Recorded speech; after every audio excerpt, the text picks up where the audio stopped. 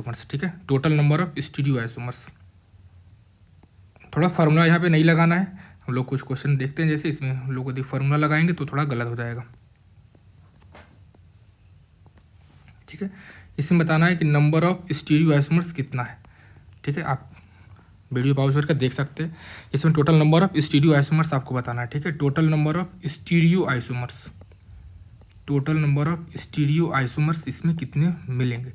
और ये भी आपको ऐसे तो एग्जाम में सिर्फ पूछा है total number of stereo isomers, लेकिन आपसे मान लो पूछ सकता है टोटल नंबर ऑफ एनिसोमर्स कितने होंगे, total number of meso compound कितना होगा, total number of optically active compound कितने होंगे, ठीक है। तो यदि कोई सिर्फ फार्मूला से बनाना चाहेगा तो वो गलत बनाएगा, ठीक है। तो सबसे पहले हम लोग को चेक करना है स्टीरियो आइसोमर्स मतलब क्या समझना है कि जीआई भी बताना है आपको और ऑप्टिकल आइसोमर्स भी बताना है, ठीक है, जीआई भी और ऑप्टिकल। तो यहाँ डबल बॉन्ड तो हमारा कहीं है, जैसे डबल बॉन्ड यहाँ तो दिख रहा है, लेकिन यहाँ पे तो हमारा जीआई शो कर नहीं सकता, क्योंकि यहाँ पर क्या बोलोगे लोन पे तो सेम है, भले ये दोनों चीज़ ये दोनों हमारा अलग है, लेकिन यहाँ तो अलग है, मतलब यहाँ जीआई तो शो नहीं करेगा ड्यू टू डबल बॉन्ड। अब रिंग में बोलोगे तो रिंग में हम लोग ऑप्टिकल आइसोमर्स जब काउंट करेंगे ना तो उसी में जीआई आ जाएगा। आप देखते हैं कि हम लोग रिंग में कैसे चेक करते हैं, तो हम लोग सिंपल क्या चेक करते थे, नंबर ऑफ कायरल सेंटर।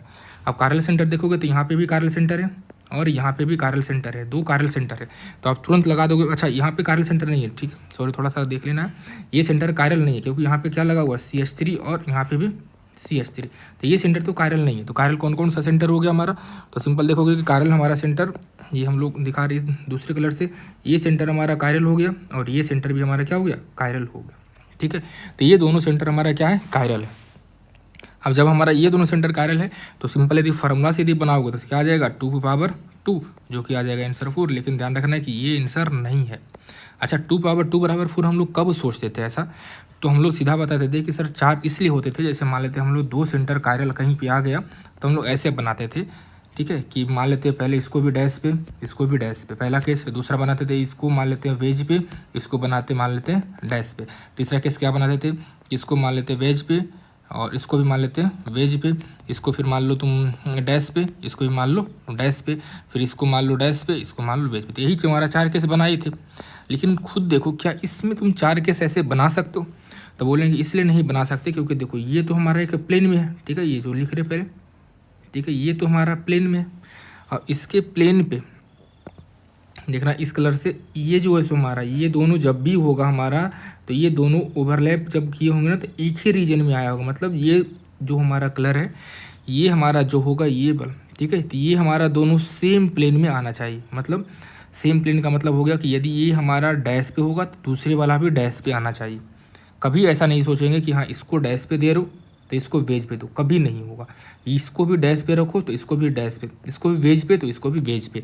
इसका मतलब यहाँ बोलोगे तो यहाँ पे टोटल कितना बनेगा बताया, टोटल पॉसिबिलिटी सिर्फ तुम 2 ही बना पाओगे, 4 नहीं बना पाओगे, क्योंकि ये स्ट्रक्चर कैसे है, रिजिड है, तुम इसको रोटेट नहीं कर सकते हो कि हाँ सर इसको भी डैश, इसको वेज, इसको, तो ओवरलैप ही नहीं करेंगे ये दोनों। ये मतलब ये बॉन्ड इसीलिए बना होगा ताकि ये दोनों हमारा क्या बोलोगे सेम, ठीक है, सेम रीजन में हमारा आए होंगे, तभी जाकर ये बॉन्ड ओवरलैप ऐसे, मतलब सीधा बोलोगे कि सर ये यदि डैश पे है तो इसको भी डैश पे ही होना चाहिए, तभी जाकर हमारा ये बनेंगे। और जैसे ये कंपाउंड तुम ऐसे सोच लिए इतना तो बोलोगे सर ये तो हमारा ऑप्टिकली एक्टिव कंपाउंड है, और जो भी कंपाउंड ऑप्टिकली एक्टिव होगा तो उसका तो एक मिरर इमेज एग्जिस्ट करेगा ही करेगा। तो ये एक हमारा ये हो गया, एक इसका हमारा क्या होगा मिरर इमेज, ठीक है। यदि कोई वेज पे भी सोचोगे तो उसका मिरर इमेज भी मिलेगा, क्योंकि वो इसमें हमारा सिमेट्रिसिटी कहीं नहीं है। तो ऑप्टिकली एक्टिव कंपाउंड ये हो गया और एक इसका क्या बोलोगे मिरर इमेज, ठीक है। तो टोटल इसमें कितना केस बनेंगे मात्र, टोटल हमारा 2 बनेंगे, और दोनों आपस में क्या होगा इनएंशियोमर्स होगा, तो इनएंशियोमर्स का पेयर 1 होगा। यदि मेसो कंपाउंड बोलोगे तो इसमें मेसो कंपाउंड नहीं है, ठीक है। यदि इसमें डायस्टेरियोमर्स पूछ दिया तो डायस्टेरियोमर्स भी नहीं है, और यदि ऑप्टिकली एक्टिव कंपाउंड बोल दिया तो इसमें हमारा दोनों के दोनों क्या होंगे ऑप्टिकली एक्टिव कंपाउंड। और स्टीरियो यदि बोलोगे तो स्टीरियो तो हम लोग बता ही दिए, टोटल स्टीरियो आइसोमर्स कितना 2 होगा, ठीक है। तो हमने एक क्वेश्चन से ये डिस्कस की, एक और क्वेश्चन से डिस्कस करते हैं जो मैकेनिज्म से रिलेटेड है। जैसे देखो मान लेते हैं एक रिएक्शन हम लोग करते हैं, एक रिएक्शन हम लोग देखते हैं, जैसे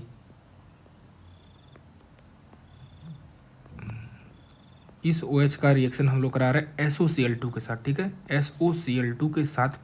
और थोड़ा आइसोटोपिक इफेक्ट भी यहाँ पे देखना। आइसोटोपिक इफेक्ट का मतलब हो गया कि इसको हम लोग कार्बन 14 दिखा रहे हैं, ठीक है, ये रेड कलर वाला को कार्बन 14 हम लोग दिखा रहे हैं, ठीक है। तो इससे जो प्रोडक्ट बनेंगे वो हमारा प्रोडक्ट जो बनेगा वो दो तरीका से प्रोडक्ट बनेगा, ठीक है। एक तो सिंपल बेसिक वाला जो जेई मेंस लेवल का बता सकते, जो कि सब लोग बना दोगे कि OH हटा के सीधा क्या लगा दो, HCl लगा दोगे, ठीक है। इसमें हमारा कार्बन 14 है तो यहाँ पे कार्बन 14 ही था, जैसा का तैसा, कुछ भी चेंज नहीं हुआ। लेकिन इसमें एक भी और प्रोडक्ट बन रहा है, ठीक है, इसमें एक प्रोडक्ट और बन रहा है, इसमें कि ये Cl और यहाँ पे 14 आ जा रहा है। ये शिफ्टिंग क्यों हो रहा है? तो अब हमको इसका क्या देखना पड़ेगा, इसका डिटेल मैकेनिज्म क्या है, ठीक है, इसका मैकेनिज्म क्या है। तो देखो इसका हम सीधा बोलोगे कि इसका मैकेनिज्म का बात करोगे तो सिंपल हम लोग चलते हैं कि करिए मैकेनिज्म डिस्कस करते हैं। तो ये हमारा डबल बॉन्ड OH, ठीक है। अब यहाँ से सीधा बताओगे कि SOCl2 का रिएक्शन करा रहे थे, SOCl2 का तो स्ट्रक्चर ऐसे ही होते हैं थायोनिल क्लोराइड का। अब क्या करेगा देखो, अच्छा ये डबल बॉन्ड नहीं रहता तो सीधा क्या करते, ऑक्सीजन का लोन पेयर चलाते थे ऐसे, Cl को बाहर करते थे। लेकिन ये डबल बॉन्ड हमारा क्या करेगा, इस लोन पेयर को और एक्टिव कर देगा डोनेट करने के लिए, क्योंकि रेजोनेंस ऐसे ही चलाओगे तो ये लोन पेयर क्या करेगा और आसानी से ऐसे डोनेट करेगा और Cl क्या हो जाएगा बाहर। इसलिए इसको ऐसे सोचना है रेजोनेंस चला के। यदि ये नहीं होता डबल बॉन्ड तो हम लोग सीधा ऑक्सीजन से चलाते हैं, अभी भी चला रहे वही, लेकिन क्या कर रहा है अब ये डबल बॉन्ड होने के कारण ये और आसानी से लोन पेयर डोनेट कर पाएगा ड्यू टू रेजोनेंस, क्योंकि ये पुश कर रहा है और एक तरीका से, क्योंकि रेजोनेंस भी चलाओगे तो ऐसे ही चलाओगे। अब यदि बनाओगे तो इससे हमारा क्या बन जाएगा, इंटरमीडिएट एक तरीका से, इसके जस्ट बाद वाला स्टेप। तो यहाँ पे आ जाएगा देखो O, यहाँ पे आ जाएगा H, यहाँ पे आ जाएगा प्लस और यहाँ पे आ जाएगा S, डबल बॉन्ड O और यहाँ पे आ जाएगा Cl और यहाँ पे आ जाएगा डबल बॉन्ड और यहाँ पे आ जाएगा प्लस चार्ज, ठीक है, यहाँ पे आ जाएगा प्लस चार्ज, ठीक है। अब देखो सिंपल, ठीक है। अब देखो इसके बाद हमारा बाहर क्या हुआ, ध्यान रखना, बाहर हुआ हमारा Cl-, ठीक है। अब ये Cl- का काम क्या है पता है, ये Cl- हमारा एक बन गया तुम्हारा कंजुगेट बेस, और बेस का काम ही होता है हमारा कि H+ को बाहर खींचने के लिए। तो यहाँ पे जो ऑक्सीजन पे प्लस हुआ है ना, तो इस H+ को कौन बाहर खींचेगा, तो Cl- हमारा बाहर खींच लेंगे। इसका मतलब तुम्हारे मॉलिक्यूल्स में जो है ना, यहाँ पे प्लस अटैक करने के लिए Cl- अब अटैक नहीं करेगा ये फिर से, ये ध्यान रखना फिर से। और ये हमारा बताया था इसमें बाई प्रोडक्ट क्या याद रखते हैं, SO2। तो यहाँ से SO2 जो बाहर होगा तो यहाँ पे जो Cl अटैक करेगा वो Cl हमारा कहाँ से अटैक करेगा, यहीं वाला Cl अटैक करेगा, क्योंकि ये Cl- तो हमारा H+ को खींचने के लिए चला गया। लेकिन यही यदि यहाँ पे कोई बेस यूज करते हैं pyridine, जो कि Cl- से स्ट्रॉन्ग बेस होते हैं ना, तो इस H+ को खींचने का काम बेस हमारा कर लेता है pyridine। इसका मतलब ये Cl- क्या हो गया, फ्री हो गया टू अटैक इस यहाँ पे, इससे SN2 हो जाता। लेकिन अभी क्या होगा, SNI से हम लोग बढ़ेंगे दोनों तरफ से, SNI। तो एक ही करके हम लोग बढ़ाते हैं SNI से। SNI मतलब इंटरनली हमारा मॉलिक्यूल्स के अंदर ही न्यूक्लियोफाइल अटैक कर जाएगा, ठीक है। तो हम लोग आगे बढ़ाते हैं। तो स्टेप 1 हम लोग इसमें लिखते हैं, या केस 1 लिखो, सिंपल स्टेप नहीं लिखते हम लोग, लिखते हैं कि केस 1 क्या होगा इसका, ठीक है। तो केस 1 यदि लिखोगे तो सिंपल इसको ऐसे बाहर करो एक बार, तो ये हो जाएगा डबल बॉन्ड, यहाँ पे आ जाएगा प्लस चार्ज, यहाँ पे हो जाएगा हमारा O, यहाँ पे S, डबल बॉन्ड O और Cl। तो क्या हो सकता है बताओ कि सर या तो हमारा ये ऐसे बाहर हो जाए और ये Cl सीधा यहाँ पे अटैक कर जाए, ठीक है। तो यहाँ से हमारा क्या बाहर होगा, तो क्या बन जाएगा बताओ, ये हो गया हमारा डबल बॉन्ड और यहाँ पे हो जाएगा हमारा Cl, ठीक है। ध्यान रखना ऊपर में कार्बन 14 स्टार्टिंग में लेके चल रही है, 14 था कार्बन, यहाँ पे आ गया कार्बन 14। केस 2 यदि यहाँ से लेके चलोगे तो केस 2 ऐसा भी तो हो सकता है, देखो कि SO2 ऐसे भी बाहर हो सकते हैं, OS, डबल बॉन्ड O और Cl था हमारा, और यहाँ पे कौन सा चार्ज था, प्लस, ऐसे भी तो Cl बाहर हो सकते हैं। इसको चला रहे हैं हम लोग ऐसे रेजोनेंस में, और ये Cl यहाँ पे अटैक कर जा रहा है, ध्यान रखना ये Cl इसी पे अटैक कर रहा है कार्बन 14 पे। तो इससे जो हमारा बनेगा वो क्या बन जाएगा, यहाँ पे आ जाएगा Cl और यहाँ पे फिर से क्या आ जाएगा डबल बॉन्ड, तो ये हमारा कार्बन 14।